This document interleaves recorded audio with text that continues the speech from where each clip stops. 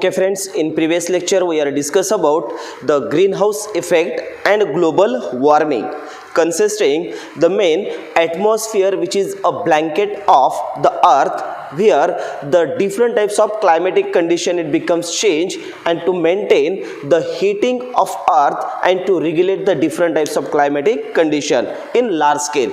पहिला आपण green house मध्ये जे ग्लास प्लॅनेट पासून एक स्मॉल हाऊस तयार केलं जातं आणि ज्यांच्यामध्ये लाईट रेज इनर्वेट होतात पण एस्केप होत नाहीयेत, म्हणून हात हे काय होते कंटिन्युअसली हीट क्रिएट करतं. तेच लार्ज स्केलवर पाहिलं तर अर्थ सरफेस पासून जी येणारी लाईट आहे आणि त्या लाईट पासून जे रिफ्लेक्ट होणारा पार्ट्स आहे तो ॲटमॉस्फिअर मध्ये एन्क्लोज होतो, तो स्केप होत नाही आणि त्यालाच आपण काय म्हटलं, त्यालाच म्हटलं आपण ग्रीन हाऊस इफेक्ट. आणि याच ग्रीन हाऊस इफेक्ट मध्ये in addition to other components पासून बर्निंग होऊन जे CO2 चं कॉन्सन्ट्रेशन इन्क्रीज होतं, it leads to the global warming. आपण हे दोन्ही पार्ट्स प्रिव्हियस लेक्चर मध्ये कंप्लीट केलेत. परत एक या ठिकाणी एन्व्हायरमेंटल इश्यू आपल्या टॉपिक मध्ये ठेवलाय, ज्या आर्टिकलचं नाव दिलं पहा, that is called the ozone depletions in stratosphere. तर ॲक्च्युअल आपल्याला या आर्टिकलमध्ये एक थीम लक्षात ठेवायची आहे. Ozone depletions means the ozone layer is present in the atmosphere where the minute this thickness it becomes decrease and decrease due to the several climatic changes. हे आपल्याला पाहायचं आहे स्ट्रॅटोस्फिअरमध्ये ओझोनचं डिप्लेशन्स कसं होतं. यापैकी सुरुवातीला आधी लक्षात ठेवा, जे ॲटमॉस्फिअर आहे त्या ॲटमॉस्फिअरमध्ये डिफरंट लेयर्स आहेत, ज्यापैकी लोअरमोस्ट जो लेयर असतो त्या लेयरला आपण ट्रोपोस्फिअर असं म्हणतात. कोणता लेयर आहे, ट्रोपोस्फिअर, आणि त्याच्या अप्पर लेयर जो आहे ज्याला म्हणतो आपण स्ट्रॅटोस्फिअर. तर डिफरंट 5 लेयर्स आहेत. तुम्ही अदर फिजिक्स आणि केमिस्ट्रीमध्ये याच्याबद्दल डिटेल स्टडी केलं असेल, पण इथं आपल्याला 2 लेयर फक्त लक्षात ठेवायचं.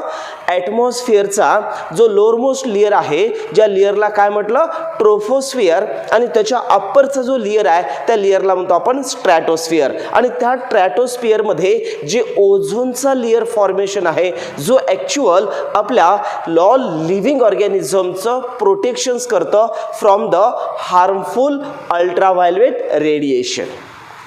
ज्यावेळेस आपण सनपासून येणारी जी एनर्जी आहे ज्याला आपण सोलार एनर्जी म्हणतात, आणि या सोलार एनर्जीमध्ये आपण 2 पार्ट्स पाहिलेत, एकाला व्हिजिबल स्पेक्ट्रम आणि दुसऱ्याला इनव्हिजिबल स्पेक्ट्रम. तर त्यांच्यामधील जे अल्ट्राव्हायोलेट रेडिएशन्स असतात ते ultraviolet radiation is the harmful to the all living organism. मग हे जे अल्ट्राव्हायोलेट रेडिएशन आहेत ते अल्ट्राव्हायोलेट रेडिएशन कुणासाठी हार्मफुल आहेत, ऑल लिव्हिंग ऑर्गॅनिझम. म्हणजे अर्थ सरफेसवर जर अल्ट्राव्हायोलेट रेडिएशन्स आलं तर ज्यांच्यामुळं प्लांट्स असतील किंवा ॲनिमल्स असतील किंवा मायक्रो ऑर्गॅनिझम असतील या सर्वांवर हार्मफुल इफेक्ट्स क्रिएट होतात. म्हणून या अल्ट्राव्हायोलेट रेडिएशनपासून लिव्हिंग ऑर्गॅनिझमचं प्रोटेक्शन्स करण्यासाठी ॲटमॉस्फिअरमध्ये एक लेयर आहे, ज्या लेयरचं नाव काय आहे, स्ट्रॅटोस्फिअर. आणि तिथं जो ओझोन लेयर आहे तो ॲक्च्युअल ओझोन लेयर या अल्ट्राव्हायोलेट रेडिएशनचं काय करतं, ॲब्सॉर्प्शन्स करतं. And this ultraviolet radiation or harmful radiation they do not reach up to the earth surface. So it acts as a protective layer of atmosphere which is formed by those layer that is known as the ozone layer. तर इथं आपल्याला first term लक्षात ठेवायचं, ozone. What is ozone?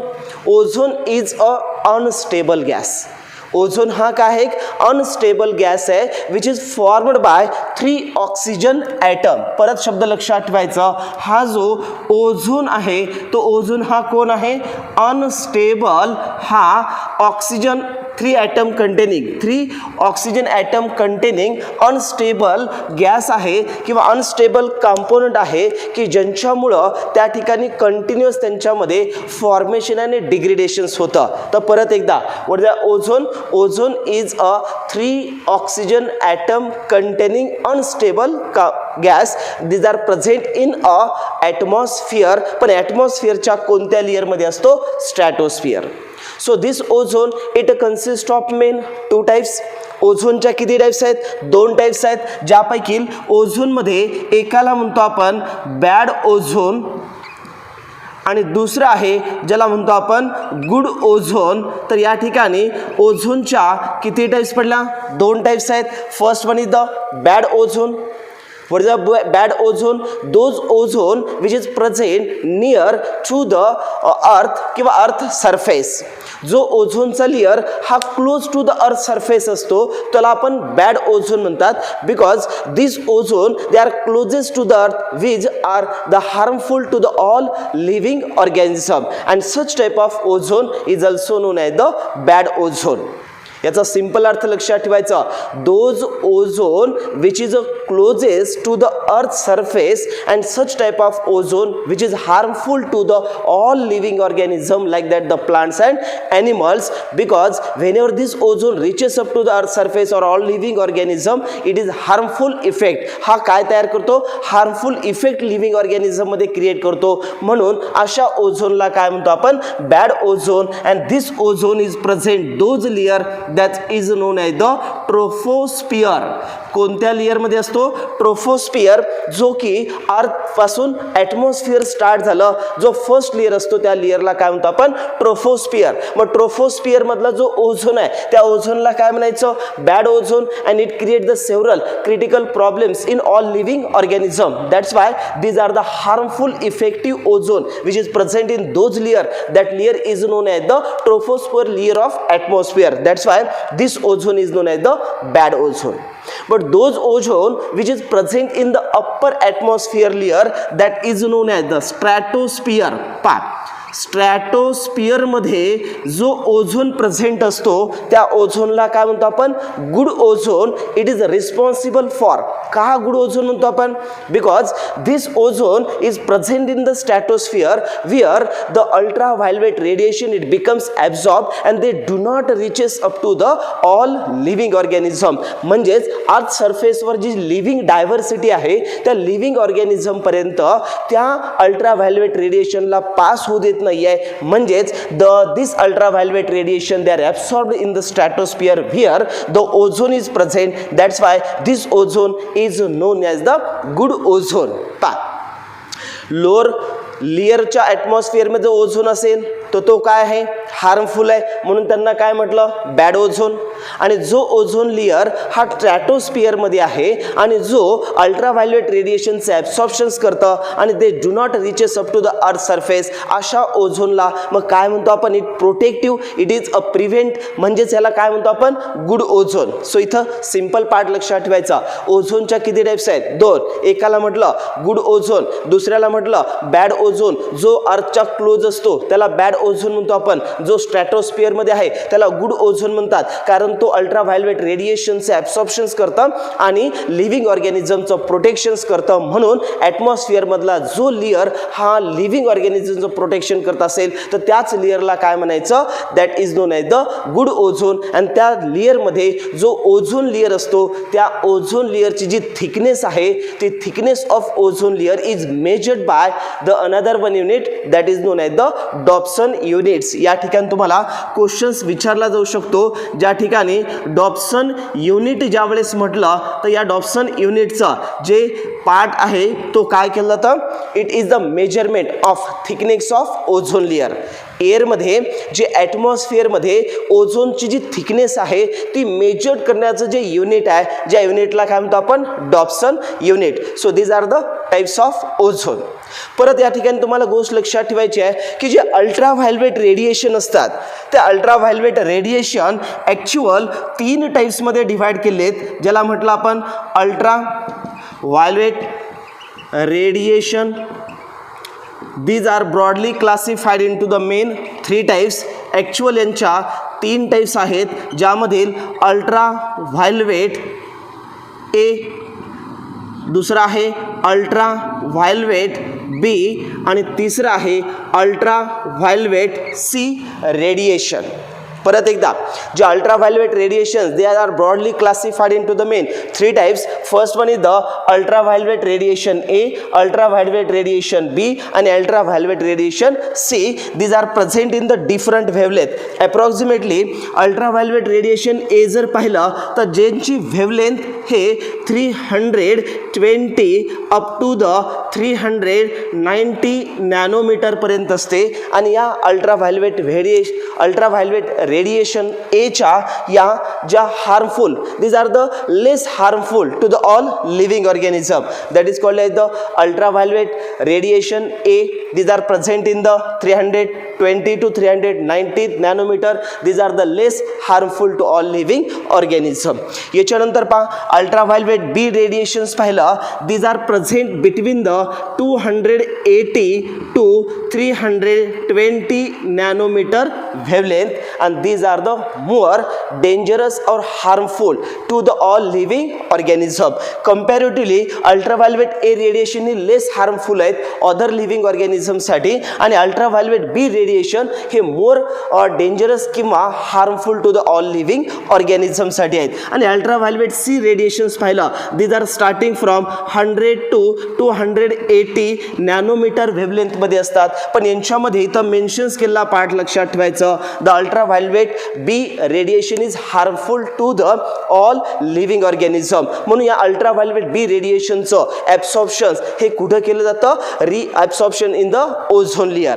But whenever this ozone layer which is a more or less thickness, ज्यावेळेस ozone layer हा thin होत जातो त्यावेळेस त्यांच्यामध्ये एक होल तयार होतं आणि ज्या होल तयार होण्यामुळं अल्ट्राव्हायलेट रेडिएशन्स पास कुठं होतात, up to the living organism. याच्यामध्ये NCERT मध्ये एक बेस्ट एक्झाम्पल दिलं पहा, whenever this ultraviolet B radiation reaches up to the earth surface, at that time the harmful effect present on the all living organism. जर human बिंगचा विचार केला, this ultraviolet B radiation is an intermediate radiation and which is reaches up to the earth, it creates the various disorder. याच्यातली जर disorder पाहिलं तर first disorder लक्षात ठेवायचं, ज्यावेळेस हे अल्ट्राव्हायलेट रेडिएशन या आपल्या बॉडीवर त्या रिचेस होतात त्यावेळेस बॉडीमध्ये किंवा कोणत्याही लिव्हिंग ऑर्गॅनिझममध्ये DNA असेल किंवा प्रोटीन असेल तर या DNA आणि प्रोटीनमध्ये जे बॉन्डिंग असतं त्या बॉन्डिंगला तो काय करतो, ब्रेक करतो. परत सिंपल वाक्य लक्षात ठेवा, DNA is the type of nucleic acid. मग न्यूक्लिक ॲसिडमध्ये जे बॉन्ड्स असतात ते बॉन्ड्सला ब्रेकअप हे कोण करतात, अल्ट्राव्हायलेट बी रेडिएशन, ज्यांच्यामुळं म्युटेशन होतं and it create the various types of serious disorder. Simple वाक्य लक्षात ठेवायचं, this ultraviolet radiation whenever reaches up to the earth and these are falling on the all living organism, it leads to the काय करतात ते breakdown of the bonds present between the DNA and protein and it leads to the mutation. म्हणून all living ऑर्गॅनिझममध्ये जर sudden mutation होत असेल तर serious disorders तयार होतात. हे एक हार्मफुल इफेक्ट हे अल्ट्राव्हायलेट रेडिएशनचं आहे. किंवा यांच्यामध्ये सेकंड कॅरेक्टर पाहू शकता तुम्ही, तिथे एक्झाम्पल दिलं, it leads to the various types of damages to the skin cell, it leads to the skin cancer. जर या स्किनवर किंवा आपल्या बॉडीच्या स्किनवर जर या रेज झाल्यात तर स्किनमधल्या ज्या सेल्स आहेत त्या डेड होतात आणि या हायली पेनिट्रेशन्स असतात. म्हणजे अल्ट्राव्हायलेट बी जर पाहिलं तर कम्पॅरेटिव्हली ए अँड सी पेक्षा हे डीप पेनिट्रेट होतात म्हणून कॅन्सरस सेल तयार होतात किंवा it leads to the skin cancer. Various types जी कॅन्सर आहेत तर स्किन कॅन्सर करण्यासाठी सुद्धा हा कारणीभूत कोणता रेज आहे, अल्ट्राव्हायलेट रेडिएशन्स आहेत. This ultraviolet radiation it leads to the breakdown of DNA and protein. यांना काय करतं, यांचं स्ट्रक्चर जे आहे ते ब्रेकडाऊन करतं आणि यांच्यामध्ये काय तयार होतं, म्युटेशन्स होतात आणि व्हेरियस डिसऑर्डर. सिमिलर याचमध्ये बॉडीमध्ये ज्या स्किन सेल्स आहेत किंवा ज्या different types of skin cancers करणाऱ्या ज्या रेडिएशन्स आहेत त्या अल्ट्राव्हायलेट बी रेडिएशन्स आहेत. याच्यानंतर अजून एक कॅरेक्टर पहा, this ultraviolet radiation it leads to the, जर सपोज आपल्या comes in contact with the cornea, आईजमध्ये जो आपण लेयर पाहिलेले आहे स्क्लेरा, स्कोराइड अँड रेटिना, त्यापैकी जर एंटेरियर जो पार्ट्स असतो त्या पार्टला काय म्हणतो आपण, कॉर्निया. सो कॉर्नियाला तो डॅमेज करतोय. म्हणजे whenever this ultraviolet radiation this are comes in contact with their eyes. आईजमधील आपण पाहिलं 3 लेयर्स असतात आयबॉल्समध्ये. आउटरमोस्ट लेयरला आपण स्क्लेरा म्हणतात, त्याचा जो एंटेरियर पोर्शन आहे त्याला कॉर्निया म्हणतात आणि या कॉर्नियाला इन्फ्लॅमेशन्स करतात and it leads to the, यांच्यामुळं इथं स्नो ब्लाइंडनेस, त्याला आपण कॅटरेक्ट स्नो ब्लाइंडनेस हा शब्द त्या ठिकाणी NCERT मध्ये मेन्शन्स केला आहे. म्हणजेच कॉर्नियामध्ये इन्फ्लॅमेशन होतं. काय होतं, inflammation in cornea it leads to the, यांच्यामुळं काय होतं, snow blindness is created due to the cataracts clear होतात, म्हणजेच it leads to the damages of eyes, म्हणजेच जे व्हिज्युअल पार्ट्स आहेत ते व्हिज्युअल पार्ट्स काय होतात, ते कमी होऊन जातात. म्हणजेच थोडक्यात इथं वाक्य लक्षात ठेवायचं, these are the harmful effect to the various ऑर्गॅनिझममध्ये, ज्यामधील एनसीईआरटीमध्ये एक्झाम्पल केलं, DNA आणि प्रोटीनमधील जे बॉन्डिंग आहे ते ब्रेकडाऊन होतात, it leads to the mutation, हे क्रिएट होऊ शकतं. Ultraviolet ray radiation to the skin cell which damage the skin cell और it leads to the skin cancer. Whenever this comes in contact with the cornea, it leads to the inflammation of cornea, it leads to the snow blindness, cataracts. These are the various disorders created due to this ultraviolet radiation, and this ultraviolet radiation is absorbed by those layer, that layer is known as the ozone layer. म्हणून या ओझोनला काय म्हणतो आपण, good ozone. पण actual या ओझोनचं formation आणि ओझोनचं destruction हे जे आहे त्यामधील मेन दोन पार्ट लक्षात ठेवायचं. स्ट्रॅटोस्फिअरमध्ये कंटिन्युअसली जो ऑक्सिजन मॉलिक्यूल आहे त्या ऑक्सिजनच्या मॉलिक्यूलला अल्ट्राव्हायलेट रेडिएशन ब्रेकडाऊन करतात आणि त्यांचे दोन ऑक्सिजन ॲटम तयार होतात, आणि हे दोन ऑक्सिजन ॲटम एक दुसऱ्या ऑक्सिजन मॉलिक्यूलमध्ये मिक्स होतात आणि O3 म्हणजेच ओझोन लेयर तयार होतं, आणि एक ऑक्सिजन ॲटम आहे तो ऑक्सिजन ॲटम रिलीज होतो. पुन्हा या O3 मधील परत अल्ट्राव्हायलेट रेडिएशन याला डिग्रेडेशन्स करतात आणि परत O2 आणि या ठिकाणी काय करतात, ऑक्सिजन ॲटम तयार करतात. इन सिम्पल फॉर्म, ज्यावेळेस ऑक्सिजनचं किंवा ओझोनचं एक दोन गोष्ट लक्षात ठेवायचं, ओझोन फॉर्मेशन आणि एक आहे ozone destruction. This two condition is takes place in the stratosphere. तर स्ट्रॅटोस्फिअरमध्ये कंटिन्युअसली ओझोनचं फॉर्मेशनही होतं आणि ओझोनचं डिस्ट्रक्शन्स पण होतं. तर इथं वाक्य लक्षात ठेवा, ज्यावेळेस इथं ऑक्सिजन मॉलिक्यूलमध्ये एक ऑक्सिजन ॲटम ॲड होतो त्यावेळेस त्या ठिकाणी कुणाचं फॉर्मेशन होतं, O3चं, म्हणजे ओझोन फॉर्मेशन झाला due to the ultraviolet radiation. त्यानंतर परत ज्या ठिकाणी हा O3 आहे या O3ला ज्यावेळेस तो रिलीज करून oxygen molecule plus 1 oxygen atom तयार करतात, तोही कोण करतो, अल्ट्राव्हायलेट रेडिएशन. तर पहा या दोन प्रोसेसला पाहिलं तर ही दोन प्रोसेस ह्या रिव्हर्सिबल प्रोसेस आहेत. म्हणजेच ऑक्सिजन मॉलिक्यूलमध्ये एक ऑक्सिजन ॲटम ॲड करतात, O3 तयार करतात, हा अल्ट्राव्हायलेट रेडिएशन. पुन्हा अल्ट्राव्हायलेट रेडिएशन O3ला ब्रेकडाऊन करून ऑक्सिजन आणि एक ऑक्सिजन ॲटम तयार करतात, हेही कोण करतात, अल्ट्राव्हायलेट रेडिएशन. याला म्हणतो आपण balance of ozone layer in the stratosphere which is formed by the ultraviolet radiation. तर अल्ट्राव्हायलेट रेडिएशन यांचं जे बॅलन्स आहे ते बॅलन्स मेंटेन कुठं करतात, स्ट्रॅटोस्फिअरमध्ये. पण ॲक्च्युअल याच ओझोनचं बॅलन्स हे मेंटेन करणारा जो स्ट्रॅटोस्फिअरमध्ये जे अल्ट्राव्हायलेट रेज करतात, पण ॲक्च्युअल याच स्ट्रॅटोस्फिअरमध्ये हा जो ओझोन तयार होतं या ओझोनला डिस्ट्रक्ट करणारे काही सबस्टन्सेस आहेत, त्याला ओझोन डिस्ट्रक्शन सबस्टन्स असं म्हणतात. मग या ठिकाणी ओझोन डिस्ट्रक्शन ज्याला आपण ODS सुद्धा म्हणतात, ओझोन डिस्ट्रक्शन सबस्टन्सेस, ज्यामधील मेन कंपोनंट जर पाहिलं तर CFCS ज्याला क्लोरोफ्लोरोकार्बन्स असं म्हणतात आपण. That chlorofluorocarbons it acts as a ozone destructing substances is created in a atmosphere. But this CFCS gas whenever released from the different types of industrial refrigerators किंवा cooling, जे काही इंडस्ट्रीजमध्ये कूलिंग इफेक्ट करण्यासाठी आपण refrigerators utilize करतात, AC utilize करतात, किंवा different टाईपच्या कूलिंग एजंट्सपासून जे रिलीज होणारा गॅस असतो, ज्या गॅसला काय म्हणतो आपण, CFCS.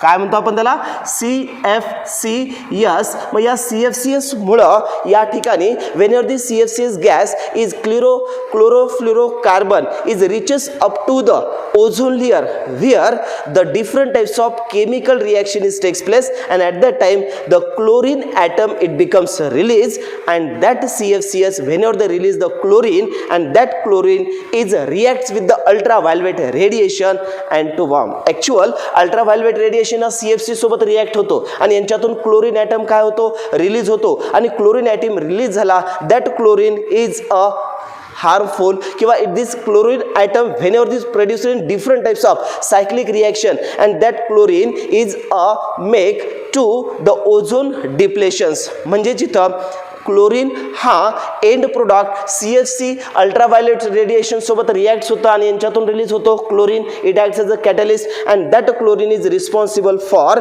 The formation of ozone layer. It becomes thin and to form the ozone layer. तो ओझोन लेयरला ओझोन होल फॉर्मेशन्स करणारं जे मेन स्ट्रक्चर आहे त्या पार्टला काय म्हणतो आपण, क्लोरीन. सो इथं एक थीम लक्षात ठेवायची. फर्स्ट आपण स्टार्ट केलता ओझोन. ओझोनच्या किती टाइप्स आहेत, दोन. कोणत्या दोन आहेत, बॅड ओझोन आणि गुड ओझोन. बॅड ओझोन कुणाला म्हटलं, ट्रोपोस्फिअर मधला जो ओझोन आहे तो हार्मफुल ऑल लिव्हिंग ऑर्गॅनिझमसाठी असतो म्हणून त्याला काय म्हटलं, bad ozone. Those ozone which is present in the upper layer. कोणता लेयर आहे, स्ट्रॅटोस्फिअर. तिथे असणारा ओझोन हा अल्ट्राव्हायोलेट रेडिएशनला ॲब्सॉर्ब करतात आणि तो अल्ट्राव्हायोलेट रेडिएशन हे कुणापर्यंत येऊ देत नाहीत, लिव्हिंग ऑर्गॅनिझम, म्हणून त्यांना काय म्हणतो आपण, गुड ओझोन. तर ॲक्च्युअली ही ओझोन कोण आहे, तो ozone is a form unstable gas आहे which is form by the 3 oxygen atom and this continuous process is takes place in the stratosphere where the ultraviolet radiation is present. पहा, ultraviolet radiation हा ज्या ठिकाणी oxygen आणि त्या ठिकाणी त्यांचा oxygen atom यांना कंटिन्युअसली कंबायनेशन आणि त्याचं डिस्ट्रक्शन, ज्याला आपण ओझोन फॉर्मेशन आणि ओझोन डिस्ट्रक्शन्स म्हणतात, आणि हे कोण करतं, तर अल्ट्राव्हायोलेट रेडिएशन्स करतात. त्यावेळेस ह्या ओझोनला मेंटेनन्स किंवा याचं बॅलन्स मेंटेन करणारा जो पार्ट्स आहे that is called the ultraviolet radiation to maintain the ozone formation and ozone destruction. But the various types of gases or substances or the destruction substances is produced in the atmosphere and they reaches up to the lower troposphere and then reaches up to the stratosphere. ट्रोपोस्फिअर पासून ज्यावेळेस ते स्ट्रॅटोस्फिअर मध्ये जातात त्यावेळेस त्या ठिकाणी हे जे CFCs रेफ्रिजरेटर्स मधून गॅस रिलीज होतात ते जेव्हा ओझोन लेअर मध्ये जातात त्यावेळेस अल्ट्राव्हायोलेट रेडिएशन रिॲक्ट्स कोणासोबत होतं, क्लोरोफ्लो कार्बन सारखा, आणि त्यांच्यातून जो रिसायकलिंग जो कॅटलिस्ट म्हणून रिलीज होणारा पार्ट्स आहे तो chlorine. And due to this chlorine they thin the, कुणाला थिन करतो, तो ओझोन लेअरला थिन करायला लागतात and to make the hole that is known as the ozone hole म्हटलं आपण त्याला. And that is known as the mechanism of formation of ozone depletion. तर ओझोन डिप्लेशन्समध्ये हा जो ओझोन होल आहे तो काही रिजन्समध्ये, अंटार्क्टिका रिजन्समध्ये आपण तो ओझोन होल पाहिलेला आहे की ज्यामुळं अदर ऑल कंट्रीजमधील जे रिप्रेझेंटेटिव्ह आहेत ना कॉल करण्यात आलं, त्याला मॅटर्नल प्रोटोकॉल्स असं म्हटलं. आणि त्या प्रोटोकॉल्समुळं ऑल कंट्रीजमधले जे रिप्रेझेंटेटिव्ह आहेत ते 1987 मध्ये कलेक्ट झाले आणि त्यांनी त्यांच्यावर कॉन्फरन्स मीटिंग घेऊन सांगण्यात आलं की हा जो ओझोनला डिप्लेशन्स करणारा जो कॉम्पोनंट आहे CFC आहेत तर याचं डिस्ट्रक्शन सबस्टन्सेस जे आहेत ते किती प्रमाणामध्ये कमी केले पाहिजेत याच्यासाठी एक प्रोटोकॉल म्हणून एक मीटिंग करण्यात आलं. आणि त्यांच्यात 1989 मध्ये जे डिस्ट्रक्टिंग सबस्टन्स आहेत त्या सबस्टन्सवर मिनिमम 50% ते कसे डिक्रीज व्हायला पाहिजेत त्यासाठी मॉन्ट्रियल प्रोटोकॉल करण्यात आला. आणि नंतर हे ओझोन डिप्लेशन्सवर त्यांनी केस स्टडीज केलं. तर या ठिकाणी तुम्हाला इन शॉर्ट लक्षात ठेवायचं आहे की ozone depletions means the thickness of ozone layer present in the stratosphere which is protect from the ultraviolet radiation. जे अल्ट्राव्हायोलेट रेडिएशन जो ऑल लिव्हिंग ऑर्गॅनिझमचे जे प्रोटेक्शन्स होतात ते प्रोटेक्शन्स हे प्रोटेक्शन्स करणारा जो लेअर आहे तो लेअर डिस्ट्रक्ट झाला तर अल्ट्राव्हायोलेट रेडिएशन्स हे कुठे येतील, up to the living organism and it create the various types of harmful effect. So that is called the environmental issues. म्हणजेच हा ओझोन डिप्लेशन झाला तर ultraviolet radiation is the harmful effect on the photosynthesis. व photosynthesis प्लांट्सवर harmful effect आला, reduce the rate of photosynthesis झाला, increase the CO2 concentration in atmosphere, CO2 concentration परत increase झालं, it leads to the global warming. म्हणजेच climatic condition जे आहेत ते ॲटमॉस्फिअर मधल्या चेंजेस होतील आणि हा एक सुद्धा एन्व्हायरमेंटल इश्यू क्रिएट होऊ शकतं. म्हणून मॉन्ट्रियल प्रोटोकॉल हा जो 1987 मध्ये ऑल कंट्रीजला रिप्रेझेंटेटिव्हला कॉल करून जो पास केला आणि 89 मध्ये त्याला इम्प्लिमेंट केलं की जे डिस्ट्रक्टिंग सबस्टन्सेस त्यांना मिनिमाइज करा आणि याच गॅसेसमध्ये येणारा एक कोण होता, CFCS होता. तर हा ज्या पार्टला आपण नाव दिलं ozone depletions in the stratosphere, तर ॲक्च्युअल हा जो पार्ट्स आपण डिस्कस केलाय तोच पाहतोय आपण इन ब्रीफ डायग्रामॅटिकली. आता जो आपण डिस्कस केलेला पार्ट्स ज्याला काय म्हटलं आपण ozone depletion in the stratosphere. पहा actual ozone form in the lower atmosphere called like the troposphere, harm plants and animals, so this is called like the bad ozone. Actual आपण ओझोनच्या दोन types पाहिले आहेत ज्यांना काय नाव दिलं आपण, good ozone and bad ozone. जो ट्रोपोस्फिअर मध्ये ओझोन असतो त्याला काय म्हणतो आपण, बॅड ओझोन, आणि तो हार्मफुल हा ऑल प्लांट्स आणि एनिमल्स साठी असतो. पण जो ओझोन ऍटमॉस्फिअरच्या अप्पर लेअर मध्ये आहे, सेकंड लेअर मध्ये आहे, ज्याला काय म्हणतो आपण, stratosphere, these are the good ozone because these are responsible for the absorptions of harmful ultraviolet radiation. म्हणून तर आपण कोणता ओझोन म्हणतो आपण, गुड ओझोन. पहा, there is good ozone also present in the upper part of the atmosphere called like the stratosphere. का म्हणतो आपण त्याला good ozone, because they absorbing the ultraviolet radiations from the sun. Sun पासून release होणारे जे ultraviolet radiations असतात ते ultraviolet radiation हे हार्मफुल हे कुणासाठी असतात, लिव्हिंग ऑर्गॅनिझम साठी असतात आणि त्यांचं ते काय करतात, ऍब्सॉर्प्शन. हेही पाहिलं आपण. जे हार्मफुल रेडिएशन्स असतात ते ऍक्च्युअल डीएनए आणि प्रोटीन, डीएनए असेल किंवा प्रोटीन असेल लिव्हिंग ऑर्गॅनिझम मध्ये, ते जर अल्ट्राव्हायोलेट ऍब्सॉर्प्शन्स रेज झाले तर हाय एनर्जी जे ब्रेक असतात त्यांना हाय एनर्जी बॉन्डला ब्रेकअप करतात आणि व्हेरियस म्युटेशन्स क्रिएट होऊ शकतात किंवा टू डॅमेज द स्किन. पहा इमेज मध्ये पाहतो आपण, it leads to the formation of various types of skin cancer. Now, due to the presence of ultraviolet radiations comes in contact with the living organism. म्हणून त्या ठिकाणी हा एक characters पाहिला आपण. याच्यानंतर एक सेकंड कॅरेक्टर या ठिकाणी पाहिला आपण की जेव्हा हे जर अल्ट्राव्हायोलेट रेडिएशन्स हे कम्स इन कॉन्टॅक्ट किंवा high dose of ultraviolet B, आपण पाहिलं अल्ट्राव्हायोलेट रेडिएशनचे ऍक्च्युअल किती टाइप्स आहेत, तीन टाइप्स आहेत, ultraviolet A, ultraviolet B and ultraviolet C. Out of this ultraviolet A is the wavelength range present between the 320 to 390 nanometer and which are the not much harmful, but comparatively ultraviolet B which having the wavelength from 280 to 320 nanometer and these are the harmful and capable of deep penetration. हे harmful असतात as compared to the ultraviolet A and other harmful जे ultraviolet C आहेत which wavelength from the 100 to 280 nanometer are absorbed by the atmosphere. जे actual कुठे atmosphere मध्ये काय केले जातात, absorb केले जातात. याच्यात सर्वात महत्त्वाचं वाक्य लक्षात ठेवायचं, out of these ultraviolet B or the intermediate are most dangerous and it affects in a living organism in a many ways, that is called the effect of ozone depletions. पहा समोर इमेज मध्ये पाहतोय आपण, high dose of ultraviolet B cause inflammations of cornea.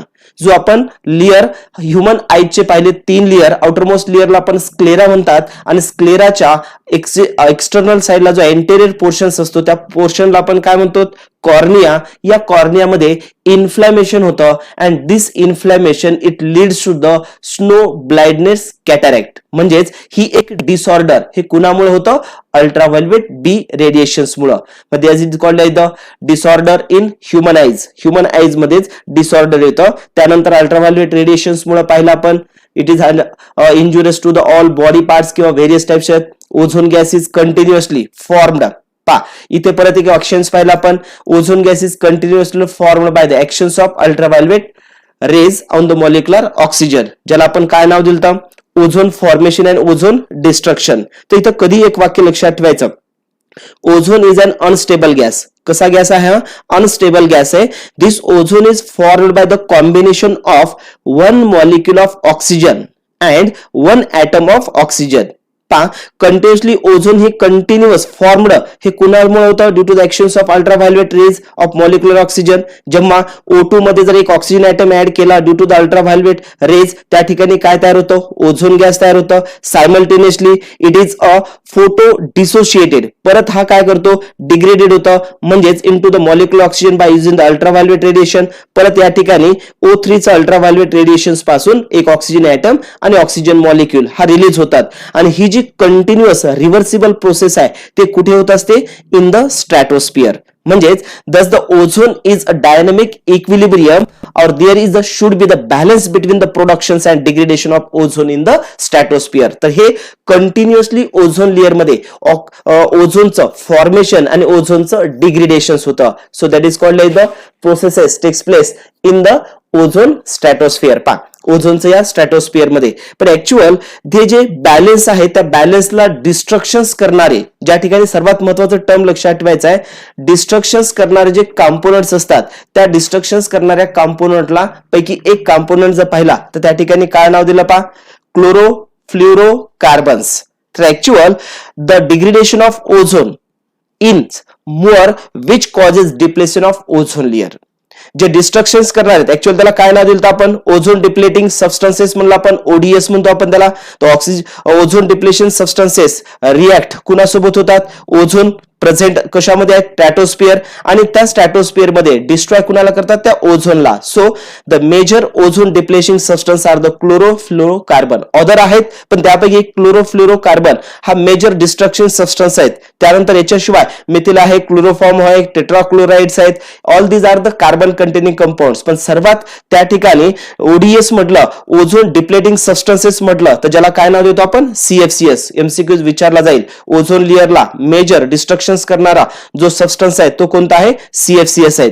Now this CFCS are widely used in the, कुठे use करतात ते, refrigerators मध्ये, which are discharged और release in the lower parts of the atmosphere, म्हणजेच कोणता, ट्रोपोस्फिअर. आणि ग्रॅज्युअली तो pass कुठे होतो, स्ट्रॅटोस्फिअर मध्ये. And when ultraviolet rays acts on the ultraviolet rays कुणासोबत ऍक्ट होतात, या क्लोरोफ्लोरोकार्बन सोबत. आणि त्या ठिकाणी कंपोनंट जे स्ट्रॅटोस्फिअर मध्ये आहेत ते ब्रेकडाऊन होतात आणि प्रोडक्शन ऍटम ऑफ क्लोरीन. पाहिला आपण ज्यावेळेस हा क्लोरोफ्लोरोकार्बन हा अप्पर सरफेस मध्ये येतो स्ट्रॅटोस्फिअर मध्ये, त्यावेळेस तो त्यांच्या अल्ट्राव्हायोलेट रेजच्या ऍक्ट मध्ये किंवा ultraviolet rays act on the chlorofluorocarbon मध्ये येतात आणि अदर कार्बन कंपाऊंड मध्ये येतात. आणि ज्यांच्यामुळे त्या ठिकाणी रिलीज कोण होतं, क्लोरीन ऍटम रिलीज होतात. पा रेफ्रिजरेटर्स मधून हा जो स्ट्रॅटोस्फिअर मध्ये ओझोन लेअर आला, तर ओझोन लेअर मध्ये ज्यावेळेस हे क्लोरोफ्लोरोकार्बन येतात त्यावेळेस यांच्यामधील जो क्लोरीन ऍटम आहे हा अल्ट्राव्हायोलेट रेडिएशन सोबत येतात आणि क्लोरीन ऍटम याच्यातून काय होतात, रिलीज होतात. हा पार्ट मेन लक्षात ठेवायचं. When ultraviolet rays acts on the CFCS, chlorine atoms are released and the release and they degrade the ozone. ओझोनला डिग्रेडेशन करणारा कोणता कंपोनंट्स आहे, क्लोरीन. क्लोरीन रिलीज कुणापासून होतं, CFCS. कुणासोबत रिॲक्ट होतात, whenever this CFCS reacts with the ultraviolet radiation the chlorine atom is released and that chlorine atom is not consumed. हा consume केला जात नाही, it acts as a catalyst. म्हणून तो परत कुणासोबत सोबत अटॅच होतो, परत क्लोरीन प्रोडक्शन होतं. म्हणजे रिसायकलिंग मध्ये कंटिन्युअसली सायक्लिक चेंजेस मध्ये क्लोरीन ऍटम रिलीज होतात, ज्यामुळं डिस्ट्रक्शन कुणाचं होतं, तर ओझोन लेअरचं डिस्ट्रक्शन होतं, ज्याला पार्ट्स आपण पुढे नाव दिलं, that is known as the ozone hole. पा the continue this degradation of ozone it leads to the formation of ozone hole and that process is known as the ozone depleting or ozone depletion is occurring wild in the trees. तर इथे एक पुरा NCERT मध्ये एक statement दिला पा, in the एंट्रेटिक मध्ये reasons मधील formation of a large area of this thin zone layer which is commonly called as the ozone hole. कुणाला म्हणतो आपण ozone hole. Ozone hole means the complete disappearance of the ozone layer over a part of the atmosphere किंवा stratosphere. म्हणजेच ozone hole is form by the intense ultraviolet activities on the CFCS.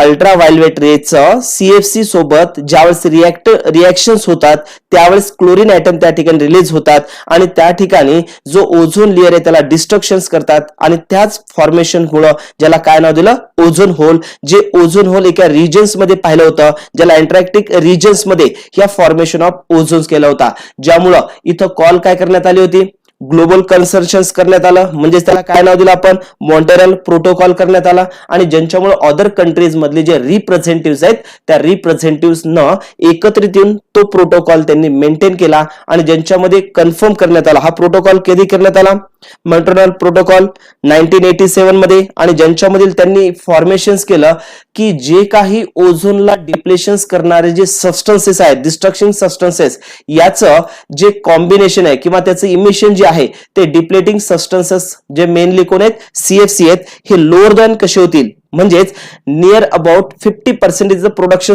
कसं कमी होईल यांच्यावर चर्चा करण्यात आली. तर याच्यावर MCQ विचारला जाईल. मॉन्ट्रियल प्रोटोकॉल हा कधी करण्यात आला, 1987 मध्ये, आणि तो कन्फर्मेशन त्यांच्यावर कधी करण्यात आलं, 1989 मध्ये, आणि डिस्ट्रक्शन सबस्टन्सेस जे आहेत त्यांचं पर्सेंटेज कमी करण्यात आलं. So that is known as ozone depletions, or which is also known as the, त्यालाच काय म्हटलं आपण, that is known as the ozone depletion in the stratosphere. तर पहा 87 मध्ये इम्प्लेट प्रोटोकॉल करण्यात आला आणि 97 मध्ये त्याच्यावर इम्प्लिमेंट करून हा ओझोन कशा कमी प्रमाणामध्ये करता येईल याच्यासाठी मॉन्ट्रियल प्रोटोकॉल करण्यात आला. So all these are the characteristics belongs to the ozone depletions in the stratosphere. Okay, तर या ठिकाणी आपला हा ozone depletion in the stratosphere हा पार्ट कंप्लीट झाला आहे. या टॉपिक मधला आपला लास्ट आर्टिकल बाकी आहे, ज्या आर्टिकलला म्हणतो आपण डिफॉरेस्टेशन. पण याच्या आधी एक स्मॉल 2 पार्ट दिले तुम्हाला. एक आहे सॉइल इरोजन आणि दुसरा आहे water logging condition. Simple 2 term लक्षात ठेवायच्यात. What is the soil erosion? Soil erosion ज्याला जमिनीची धूप म्हणतो आपण, जे सॉइलचे पार्टिकल असतात. तुम्ही पहा याच्या आधी इकोसिस्टम मध्ये आपण डिफरंट लेयर्स ऑफ सॉइल पाहिलेले आहेत. ज्या सॉइलच्या लेयर मध्ये अप्पर मोस्ट लेयर हा कसा असतो, हायली फर्टाईल असतो, आणि हायली फर्टाईल हा जो लेयर आहे that soil particle it becomes move from one place to another place. मग हे जे मुवमेंट ऑफ सॉइल पार्टिकल्स आहेत ते from one place to another place ज्यावेळेस मुवमेंट होतात त्यावेळेस due to the presence of air असेल किंवा due to the presence of water असेल, यांच्यामुळे मुवमेंट होतात, तिथली सॉइल फर्टिलिटी काय होते, डिक्रीज होते, ज्याला काय नाव देतो आपण, सॉइल इरोजन, किंवा त्याला म्हणतो आपण desertification. So these are the another one issues. पहा जिथं फर्टाईल सॉइल आहे तर फर्टाईल सॉइल मधले जर सॉइल पण अप्पर लेअर जर सॉइलचा मुवमेंट झाला तर त्या ठिकाणी काय होतं, तर त्या ठिकाणी सॉइल ही इनफर्टाईल होते, क्रॉप फील्ड हे काय होतात, डिक्रीज होतात. म्हणजेच जिथं सॉइल हे कॉम्पॅक्ट प्लांट्सला फिक्सेशन्स करण्यासाठी मदत करतात, पण तिथं अर्बनायझेशनमुळे जर अर्बनायझेशन्समुळे किंवा इंडस्ट्रियल डेव्हलपमेंटमुळे जर तिथं आपण डिफॉरेस्टेशन केलं तर हा एक त्या ठिकाणी प्रॉब्लेम क्रिएट होतो, ज्याला म्हणतो आपण सॉइल इरोजन. आणि याच्याच अपोजिट मध्ये वॉटर लॉगिंग कंडिशन, म्हणजेच हेवी वॉटर रेनफॉल ज्यावेळेस होतात आणि जिथं पाणी असं साचून राहतं त्यावेळेस पर्क्युलेट केलेलं जे वॉटर आहे त्यातून ऍसिडिक लिचिंग कंडिशन मध्ये जे पार्ट लोअर पार्ट मध्ये जातात ते सुद्धा अप्पर सॉइल वर येतात आणि सॉइलची सॅलिनिटी फॉर्मेशन होतं. म्हणजेच इरिगेशन विदाउट प्रॉपर ड्रेनेज जर केलं आपण, त्यामुळे वॉटर लॉगिंग कंडिशन, एका ठिकाणी सॉइलवर पाणी साचून राहतं आणि ज्यांच्यामुळे हार्मफुल इफेक्ट हा कुणाला येतो, क्रॉप प्लांट्सला येतात, आणि अर्थ सरफेस वाली जी सॉइल आहे ती सॅलिनिटी क्रिएट होतं आणि ज्यांचं मेन कॉम्पोनंट्स पुन्हा जे ऍग्रिकल्चरल जे क्रॉप आहे ते ऍग्रिकल्चर क्रॉप काय होतात, डॅमेजेस होतात, किंवा त्यांच्यातली जी वॉटर मुळे त्या ठिकाणी इल्ड जे आहे ते इल्ड काय होतं, डिक्रीज होतं. हा एक प्रॉब्लेम आहे. म्हणजे थोड्या प्रमाणामध्ये आपण सॉइल इरोजन आणि water logging condition, soil salinity, desertification, all these are the effect created due to the environmental issue. तर या ठिकाणी सायक्लोन मुळे किंवा त्या ठिकाणी हेवी रेनफॉल मुळे जे वॉटर लॉगिंग कंडिशन तरी होऊ शकतं किंवा सॉइल इरोजन. तर या ठिकाणी आपला ओझोन डिप्लेशन, सॉइल इरोजन आणि वॉटर लॉगिंग कंडिशन हा पार्ट कंप्लीट झालाय. लास्ट आर्टिकल आपण याच्यानंतरच्या व्हिडिओ लेक्चर मध्ये स्टार्ट करतोय, that is known as the deforestation. Okay, let us stop here. Now remaining part will be start in next video lecture. Thank you.